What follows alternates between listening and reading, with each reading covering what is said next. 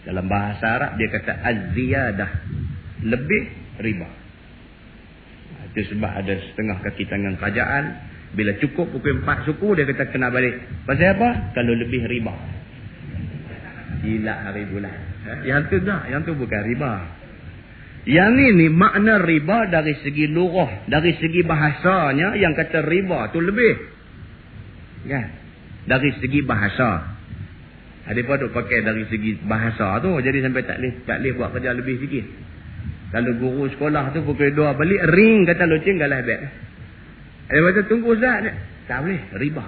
Haram. Hamba tu buat layak buruk pula. Pasal lagu tu. Dan makna riba pada syarak ialah akad atas iwad. Iwad makna dia tukar. Transaction. Kita bagi duit, dia bagi barang. Yang tu dia panggil iwad. Dan makna riba pada syarak ialah akad atas tukar yang tertentu lagi tiada maklum seumpamanya pada mi'yar syarak pada waktu akad. Mi'yar maksudnya pada pandangan syarak, pada pengukuran syarak. Okay. Yang dikatakan riba pada syarak itu ialah dia berlaku apabila berlaku pertukaran. Kita tukar beras dengan beras, kita tukar emas dengan emas, ataupun berlaku pertambahan pada benda-benda yang tertentu. Itu yang dikatakan riba. Dan benda tu disebutkan semasa akad. Aku bagi hang pinjam duit RM100, tapi hang bayar balik RM105. Masa akad nak bagi pinjam tu sebut, maka jadi riba. Hak RM5 tu jadi riba. Lebihan RM5 itu lebihan yang dipanggil riba. Baik.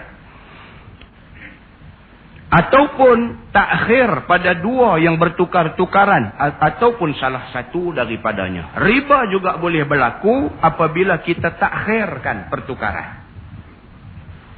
Kita nak tukar beras segantang dengan dia. Kita bagi beras kita kat dia segantang, dia tak bagi lagi. Dia tangguh tak dulu. Dia kata malam ni aku pergi hantar hak aku punya. Malam ni mai hantar, jadi riba. Pasal apa jadi lagu tu? Pasal dia membawa kepada kemungkinan berlaku zalim. Dia syarat dia mesti immediate. Transaction tu mesti immediate. Kita bagi segantang, dia bagi segantang. Pada satu majlis akad. Bila kita bagi kat dia segantang, nanti malam ni aku pergi hantar pula ke hang. Malam ni pergi hantar tu syarat menganggap kemungkinan berlaku penipuan. Pasal apa nak nanti malam? Kemungkinan berlaku penipuan. Walaupun tak berlaku, dianggap hukumnya riba. Okey, satu. Dan ada pun jikalau berhutang RM1, dan misal riba yang telah ma'ruf sangat-sangat ialah lebih daripada pokok. Yang ni yang kita duk faham selalu. Yang kata riba ialah bayar lebih daripada pokok pinjaman. Seumpama seorang yang berhutang RM1, maka dijanji bayar lebih daripadanya. Yang ni yang kita duk faham. Kita ni bila sebut riba, kita nampak satu juzuk aja. Sedangkan riba dia ada beberapa jenis.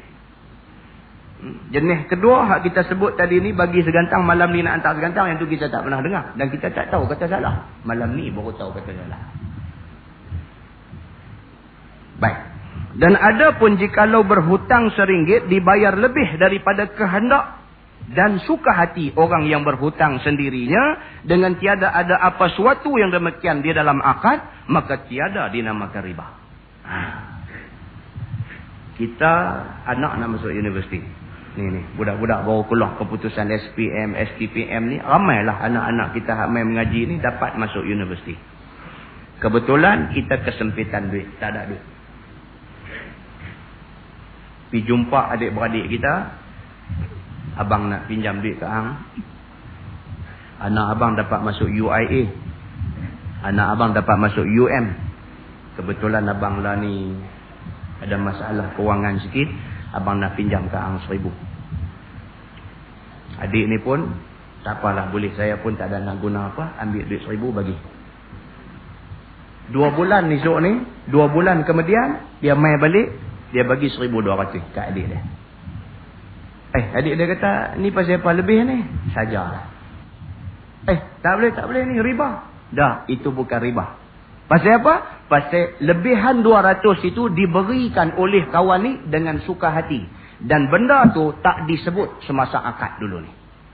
Nampaklah? Kalau sebut, jadi riba. Walaupun suka hati. Pasal apa? Pasal benda tu stated dalam agreement. Pasal apa dia jadi riba? Pasal agreement dah abang dah kata hang kena bayar lebih banyak ni. Walaupun hang buat akad apa cerita lagu mana pun, agreement sudah clear. Bagi tahu kena bayar lebih. Tak lepas daripada riba. Yang kata dia ni saja bagi lebih ni, itu tidak dia anggap riba. Dengan syarat masa bagi hari tu ni tak sebut. Adik dia kata, nah abang ambil lah, pakailah RM1,000 ni. Bila abang ada duit, abang bayar. Adik dia tak kata, bila abang ada duit, abang bayar. Tapi lebih 200 ya. Jadi riba. Kan? Dia tak abang.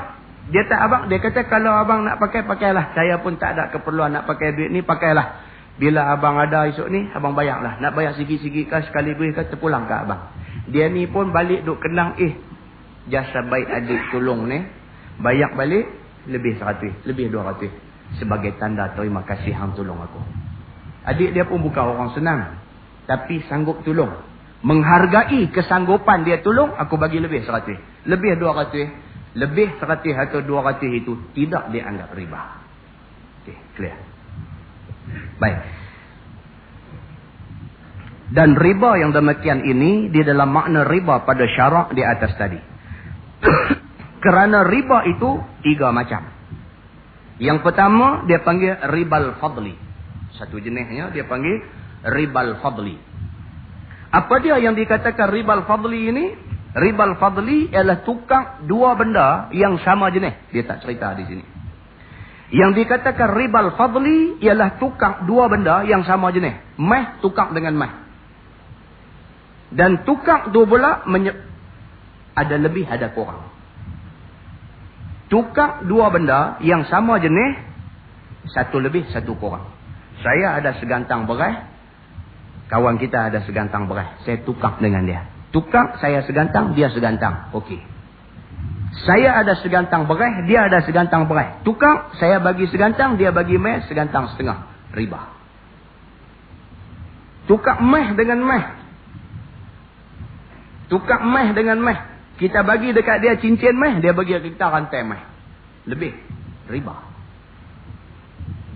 Apabila pertukaran yang melibatkan 2 benda yang sama, dan satu pihak bagi kurang, satu pihak bagi lebih. Yang lebih itu riba.